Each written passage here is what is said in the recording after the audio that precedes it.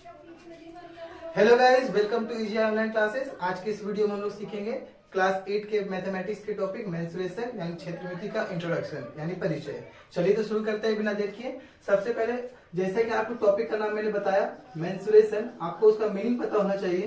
तो मेंसुरेशन जिसे हिंदी में हम लोग कहते हैं क्षेत्रमिति, उसका हिंदी मीनिंग और इंग्लिश मीनिंग दोनों में आपको बता देता हूँ। आप इसे डिफाइन कर सकते हैं। अगर आपको डेफिनेशन अलग से चाहिए होगा तो मुझे कमेंट बॉक्स में बता दीजिएगा, मैं आपको हाथ से लिखकर या फिर स्पेशल वीडियो बनाकर बता दूंगा सारी चीजों का एक डेफिनेशन। फिलहाल आप सुनकर इंग्लिश और हिंदी में याद रख सकते हैं या फिर से नोट कर सकते हैं। चलिए तो इसके नाम में चलते हैं। मेंसुरेशन जैसा कि आपको दिख रहा है, ये दो वर्ड से तो नहीं मिलकर बना, बट इसका बेसिकली मीनिंग होता है मेजरमेंट। तो मेंसुरेशन मतलब मेजरमेंट, यानी कोई भी शेप का मेजरमेंट। वो मेजरमेंट क्या हो सकता है? तो वो measurement area, length, perimeter, volume कुछ भी हो सकता है। जब भी हम लोग एरिया, लेंथ, पेरीमीटर, वॉल्यूम यानी क्षेत्रफल, लंबाई या परिमाप, परिधि या आयतन, किसी प्रकार की चीजों का आकलन करते हैं, मेजरमेंट करते हैं, तो वो मेंसुरेशन के अंदर ही आता है। ठीक है।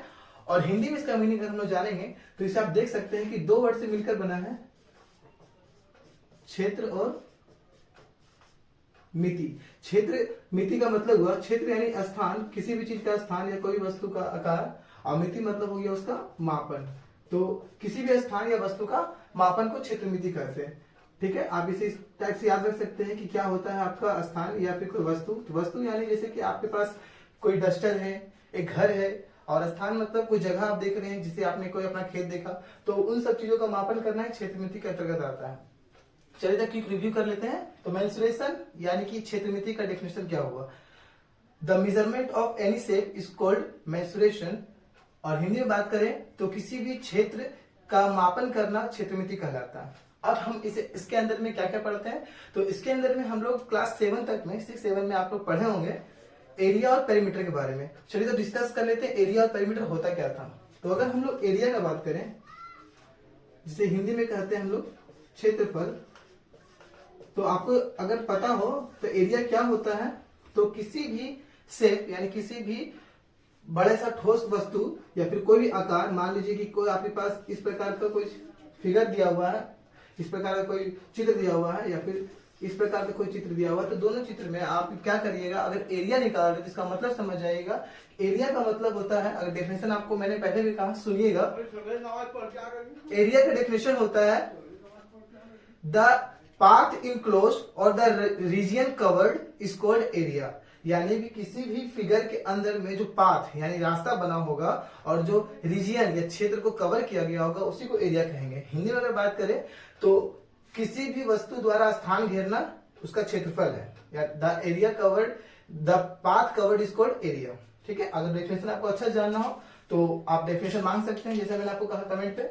तो फिलहाल इसको प्रैक्टिकली समझते हैं। मान लीजिए आपके पास कोई एक किताब है और इसका क्षेत्रफल के बारे में आपको जानना है। तो अगर आप इस किताब को किसी टेबल के ऊपर रखिएगा तो टेबल का जो जगह है वो घिरा जाएगा, यानी कि जगह कवर हो जाएगा, पाथ कवर हो जाएगा, उसी को हम लोग क्या कहेंगे, एरिया। यानी जब इसका ये सरफेस यूज होगा तो एरिया कवर होगा, यानी कह सकते हैं कि इसका एरिया क्या था, ये पूरा सरफेस। ठीक है। चलिए तो आई होप आप समझ गए होंगे। और अब चलते हैं दूसरे। आप एरिया कवर को इस टाइप से फिगर करके समझ सकते हैं कि अंदर का जो पार्ट होता है वो एरिया मानता है। अब आगे हम लोग समझते हैं परिमाप के बारे में। तो परिमाप के बारे में जानने से पहले, यानी इंग्लिश में पेरीमीटर, थोड़ा सा कुछ पूछ लेते हैं हम आपसे। जैसे कि अगर आपके पास कोई खेत है और खेत में आपने क्या सुरक्षा करने के लिए चारों ओर रस्सी लगाया हुआ है, और वो रस्सी थोड़ा काटे जा रहे हैं, मान लीजिए कि जिसे हम लोग बोलते हैं बाड़ लगाना, इंग्लिश में फेंसिंग करना, वो किया आपने ताकि बाहर के जानवर आके खेत को खराब ना करे। तो जो आप जगह कवर कर रहे हैं खेत के चारों ओर, वही जगह क्या कहलाया जाता है आपका, पेरीमीटर। यानी कि पेरीमीटर का मतलब हुआ the total length of any shape. किसी भी वस्तु या किसी भी आकार की वस्तु का चारों ओर का जो लंबाई है, लंबाई को ही हम लोग कहते हैं पेरीमीटर। तो डेफिनेशन इसका रिपीट कर देते हैं। The length of the total length of the shape is called perimeter. यानी किसी भी ठोस वस्तु के चारों ओर का माप या चारों ओर की लंबाई परिमाप कहलाती है। तो आप इसे ऐसे भी समझ सकते हैं कि मान लीजिए यदि आपके पास किस प्रकार का ये वस्तु है और आप इसका परिमाप निकालना चाहते हैं, तो परिमाप का मतलब हुआ कि अगर इसका नाम हम ABCD दे दें और ये ए पॉइंट से वापस हम बी पॉइंट तक कवर करेंगे डिस्टेंस, तो जितना डिस्टेंस कवर होगा वही उसका परिमाप हो जाएगा। इसको आप इंडिकेट नहीं कर सकते, सिर्फ आप समझ सकते हैं। और इसका परिमाप का अगर हम बात करेंगे तो मान लीजिए यहाँ पॉइंट पी है और पी से वापस अब पी तक आते हैं तो ये इसका परिमाप हो जाएगा। अब थोड़ा इंटरेस्टिंग बात आपको हम बता देते हैं, जितने भी वृत्त, इसे इंग्लिश में कहते हैं सर्कल, आपको दिख रहा होगा, या फिर कि कोई भी एक अंडाकार जिसे हम लोग कहते हैं इलिप्स, तो ऐसा आकार का कोई वस्तु हो, अंडाकार इसे कहते हैं, अवृत्त इसे कहते हैं, आप जानते हो सर्कल। तो ऐसा आकार का वस्तु हो तो वहां पे आप परिमाप वर्ड यूज नहीं कीजिएगा, वहां पे आप यूज कीजिएगा परिधि वर्ड, क्योंकि जब भी हम लोग गोल आकार के चारों ओर का लंबाई निकालेंगे उसे परिमाप नहीं कहेंगे, उसे परिधि कहेंगे, इंग्लिश में सर्कमफेरेंस। ठीक है, तो अभी तक आपने एरिया और पेरीमीटर के बारे में जान लिया होगा। अगर आपको इसको उतारना है तो थोड़ा 2 सेकंड के लिए रुक जाता है, आप स्क्रीनशॉट ले लीजिए। चलिए, तो परिमाप, परिधि के बारे में और क्षेत्रफल के बारे में आपने अच्छी तरह से जानकारी हासिल कर ली होगी, क्या होता है एरिया, क्या होता है पेरीमीटर या फिर सर्कमफेरेंस। चलिए तब हम आगे बढ़ते हैं। अब हम लोग सीखेंगे कुछ विशेष वस्तुओं का क्षेत्रफल क्या होता है, यानी कोई स्पेशल जो शेप होता है उसका एरिया क्या होता है। एक तरह से हम लोग फॉर्मूला डिस्कस करेंगे। अगर आपको फॉर्मूला का प्रूफ चाहिए हो तो जरूर कमेंट करें। चलिए, तो अगर हम लोग कुछ स्पेशल फॉर्मूलाज की बात करें तो यहाँ हम लोग बनाएंगे शेप, जिसे हिंदी में कहेंगे आकार, नाम के साथ पहले शेप बनाएंगे, उसके बाद इसका हम नाम देंगे। आप ही बता सकते हैं नाम, अगर आपको अच्छी जानकारी हो, क्लास 7 तक में आपने रिवीजन किया हो तो। फिर उसका हम लोग जानेंगे एरिया, जिसे हम लोग हिंदी में कहते हैं क्षेत्रफल, और उसके बाद हम लोग जानेंगे उसका परिमाप, ठीक है, जिसे हम लोग कहते हैं पेरीमीटर। चलिए, तो शुरू करते हैं हम लोग। सबसे पहले हम लोग जान लेते हैं स्क्वायर के बारे में। तो आप जानते होंगे स्क्वायर ऐसा होता है जिसके चारों साइड्स इक्वल होते हैं, और इसी को हम लोग स्क्वायर यानी हिंदी में वर्ग कहते हैं।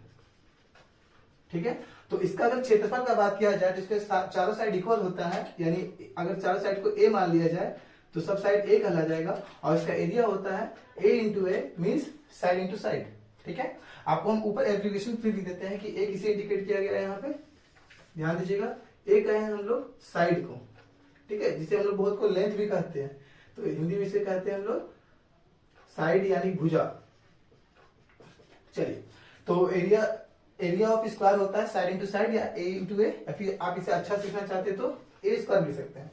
और अगर इसका परिमाप का बात करेंगे तो परिमाप मतलब एक बिंदु से जाकर वही बिंदु तो वापस आना है पॉइंट तक, तो इसका परिमाप बहुत आसान है, ए प्लस ए प्लस ए प्लस ए लिखिए या फिर 4a लिखिए। आप उतना बड़ा नहीं लिखते फॉर्मूला, से आप 4 इंटू ए कर सकते हैं, अब मल्टीप्लाई का साइन छूट जाएगा तो सिर्फ 4a, इसका फॉर्मूला 4 इंटू साइड या फिर 4a।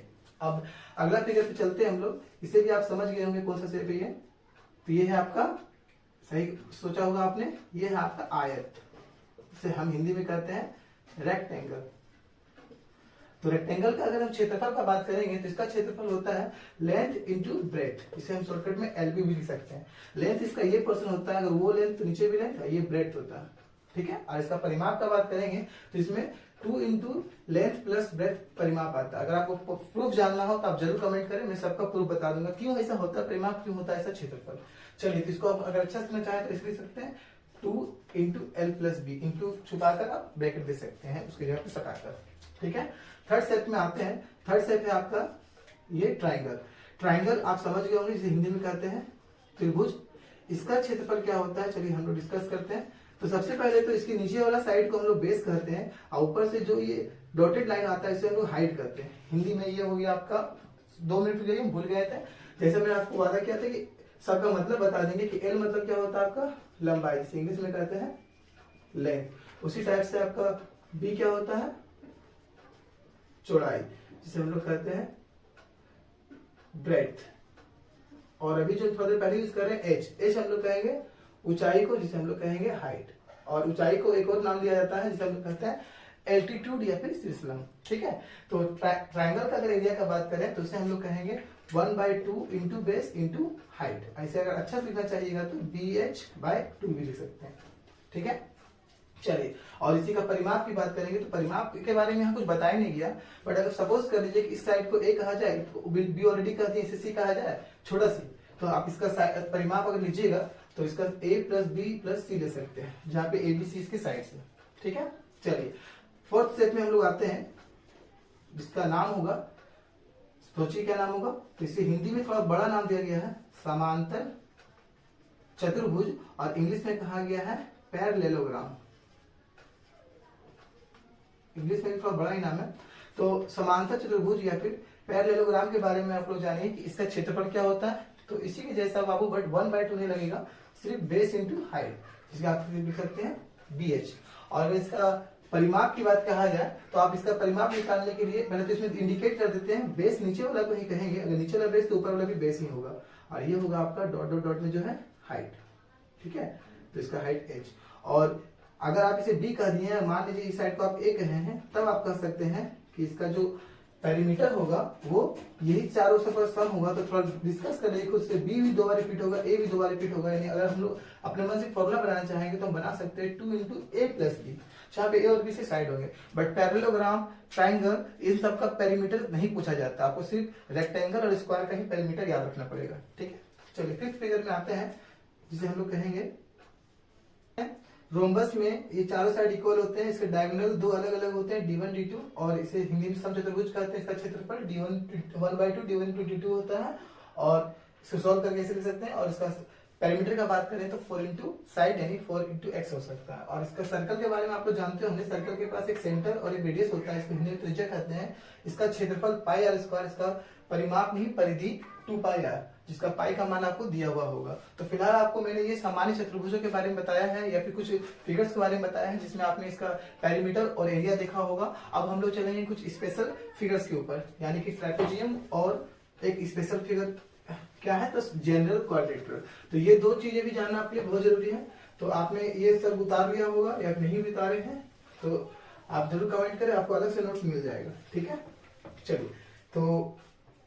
चलिए अब शुरू करते हैं हम लोग एक स्पेशल फिगर जिसका नाम है ट्रेपेजियम। तो अगर आप ट्रेपेजियम पे ध्यान दीजिएगा, जिसे हिंदी में कहते हैं समलंब, तो हम लोग ट्रेपेजियम का एरिया यहीं पे प्रूफ करके निकालने की कोशिश करते हैं, लेकिन प्रूफ आप अलग से कमेंट करें ज्यादा बेटर होगा। तो फिलहाल मैं आपको समझा देता हूँ कि ट्रेपेजियम इस टाइप का होता है, जिसमें 2 साइड पैरेलल होते हैं, और ये दोनों साइड नॉन पैरेलल होते हैं। वो इक्वल होंगे ये भी जरूरी नहीं है। ऊपर वाले साइड को A कंसीडर कर लेते हैं, बीच वाला साइड, नीचे वाला साइड को B। तो इस कंडीशन में जो यहाँ का बीच का डिस्टेंस होगा उसे हम लोग हाइट कहेंगे, जिसे H इंडिकेट करेंगे। जैसा मैंने आपको बता दिया कि A B C H ये सब क्या होता है, अगर मान लीजिए C बोले तो इसको भी आप साइड लेके चलिए, उसे हम हिंदी में क्या कहते हैं, भुजा, ठीक है। तो यहाँ A और B इसके पैरेलल साइड्स हैं, और इस पैरेलल साइड्स के बीच का जो डिस्टेंस है वो हाइट H कहला रहा। तो इसका एरिया का फॉर्मूला होता है 1/2 into sum of side, that is A plus B into H, ठीक है। इसे और अच्छा से लिखिएगा तो आज आप लिख सकते हैं A प्लस B H/2, ठीक है। तो ये होता है एरिया ऑफ ट्रेपेजियम। और एक्स्ट्रा एक फिगर बता देते हैं हम आपको, जनरल क्वाड्रिलेटरल, ये भी आपको जरूरत पड़ेगा इसका निकालने का। तो जनरल क्वाड्रिलेटरल का अगर एरिया का बात करेंगे तो हिंदी में से कहते हैं सामान्य चतुर्भुज। तो क्या होता है जनरल क्वाड्रिलेटर? तो बाबू जनरल क्वाड्रिलेटर का मतलब हुआ कि कोई भी क्वाड्रिलेटर जिसका कोई शेप फिक्स ना हो, टेढ़ा मेढ़ा कुछ भी हो। आपको ट्रेपेजियम नहीं है तो ऐसा ही बना देता हूँ, जैसे ये ऐसा कोई शेप तो हुआ नहीं, हम लोग फर्स्ट टाइम इसको देख रहे हैं। तो ऐसा क्वाड्रिलेटर अगर होगा तो इसका एरिया निकालने के लिए आप इसका डायगोनल यानी हिंदी में विकर्ण, यानी ऐसा लाइन जो अल्टरनेट पॉइंट से मिलता हो, डायगोनल ऐसा होता है। इसका नाम A B C है, तो डायगोनल सी कहेंगे कि A को B को छोड़ के C से मिलाएंगे, C को D को छोड़ के A से मिलाएंगे, तो डायगोनल करता है। तो फिर डायगोनल खींच के आप इसे 2 ट्रायंगल से बांट दीजिएगा, ये पहला ट्रायंगल दूसरा ट्रायंगल, और उसके हाइट्स को मेजर कर लीजिएगा। हाइट मापना नहीं पड़ेगा, आपको दिया हुआ रहेगा, या फिर आपको कहीं कहीं पे निकालना पड़ सकता है। इसके हाइट इस टाइप से सीधे जाएंगे 90 डिग्री पे, जिसे हम लोग एल्टीट्यूड भी कहते हैं, मैंने बताया था जैसे वहां पे। और इसके हाइट को अगर H1 कहा जाए, इसके हाइट को अगर H2 कहा जाए, तो इस पूरे फिगर का एरिया निकालने का फॉर्मूला होगा। प्रूफ तो मैं नहीं बता रहा हूं, क्योंकि आप कमेंट करने पे ही आपके मैं बता सकता हूं। तो मैं यहाँ पे फॉर्मूला लिखवा देता हूं आपको। जनरल क्वाड्रिलेटरल का फॉर्मूला है half into height 1 plus height 2, और साथ में इसका बेस। तो कौन सा बेस? तो बेस तो नहीं बोलेंगे, डी मीन्स जो डायगोनल आप यूज कर रहे हैं, यहां से यहां तक जो आप डायगोनल यूज कर रहे हैं उसी को डी कहेंगे। तो half into H1 plus H2 into D इसका एरिया का फॉर्मूला होता है जनरल क्वाड्रिलेटरल का। जनरल मतलब कोई भी क्वाड्रिलेटरल, इसको अच्छा लिखना चाहें तो आप ऐसे लिख सकते हैं H1 प्लस H2 साथ में डी और नीचे में बाई 2। तो एक जनरल क्वाड्रिलेटरल का भी एरिया का मैंने फॉर्मूला लिखा दिया। अब मैं आप लोगों के सामने कुछ एक्स्ट्रा सवाल पूछ लूंगा और थोड़ा सा डिस्कशन कर लेंगे कि एरिया कहाँ यूज करेंगे और पेरीमीटर कहाँ यूज करेंगे। चलिए तो शुरू करते हैं। तो सबसे पहला सवाल है आपसे कि मान लीजिए कि आपके पास एक बड़ा सा खेत है, उस खेत में आपको सभी घासों में पानी देना है। तो पानी देने के लिए जो आप पानी का छिड़काव कीजिएगा वो क्या यूज कीजिएगा आप, उसका एरिया या पेरीमीटर। तो जैसा आप जान रहे होंगे पानी उसके खेत के अंदर दिया जाएगा तो अंदर का पार्ट यूज होगा, दैट इज उसका एरिया यूज करेंगे, यानी हिंदी में क्षेत्रफल। बट यही अगर आपसे बोला जाएगा कि आपके पास वही खेत में चारों ओर सुरक्षा के लिए तार लगाना है, जो मैं थोड़ा देर पहले बता चुका हूं, तो उसमें आप क्या यूज कीजिएगा, पेरीमीटर। ठीक है। बट अगर मान लीजिए आपके पास एक कोई हाथ में पहनने वाली क्या है ना, बाला जिसे कहते हैं, बाला या फिर जो भी आप कड़ा कहते हो वो है, और उसके चारों तरफ में आप डिजाइन बनाना चाहते हैं या टेप लगाना चाहते हैं, तो आप कौन सा पोर्शन यूज कीजिएगा, उसका पेरीमीटर। नहीं, पेरीमीटर की जगह हम लोग बोलेंगे उसको सर्कमफेरेंस, यानी परिधि की, वो गोल फिगर से बना हुआ। तो ये सब चीजों के थोड़ा जानना पड़ेगा आपको। इसके अलावा जब भी आप चैप्टर बनाइएगा तो इसमें आपको 3D फिगर्स का भी जरूरत पड़ेगा। तो 3D फिगर के फॉर्मूलाज मैं आपको अलग वीडियो में। तो अब अलग कंडीशंस में हम लोग आते हैं। मान लीजिए कि आपके पास इस टाइप का फिगर रहेगा जिसमें अंदर का पाथ का एरिया आपसे पूछा जाएगा, तो इसके लिए आपको बड़ा सा शेप का एरिया में, यानी एबीसीडी के एरिया में छोटा का शेप का एरिया यानी पीक्यूआरएस का एरिया को सब्ट्रैक्ट करना पड़ेगा। तो इस टाइप के फिगर्स का एरिया के लिए हम लोग क्या करते हैं, बीच का एरिया निकालना हो तो बड़ा शेप का एरिया में से छोटा शेप का एरिया घटा देते हैं। इसके अलावा अगर आपसे पूछा जाए कि इस जो पाथ ये आप निकाले हैं उसका एरिया जितना भी आपको, वो एरिया कितना बोरा सीमेंट से या कितना बैग ऑफ सीमेंट से बनाया जा सकता है, और आपको एक बैग से कितना एरिया दिया हुआ रहे, कुछ ना कुछ सेपरेट 4 सेंटीमीटर का एरिया दिया हुआ है। तो इस कंडीशन में नंबर ऑफ बैग जो है वो निकालना रहेगा आपको, कितने थैलों से ये बनाया जा सकता है पूरा पाथ। इसमें क्या कीजिएगा, जो पूरा पाथ का एरिया है उसको डिवाइड कर दीजिएगा 1 बैग का एरिया से, तो आपका निकल जाएगा नंबर ऑफ बैग्स। और अगर आप मीटर स्क्वायर मीटर क्यूब में कंफ्यूज होते हैं तो ध्यान रखिएगा, मीटर लेंथ यानी पेरीमीटर के लिए होता है और मीटर स्क्वायर एरिया के लिए, मीटर क्यूब वॉल्यूम के लिए। तो इसके ऊपर और भी वीडियोस बनेंगे 3D सेट का फॉर्मूला को डिस्कस करने के लिए।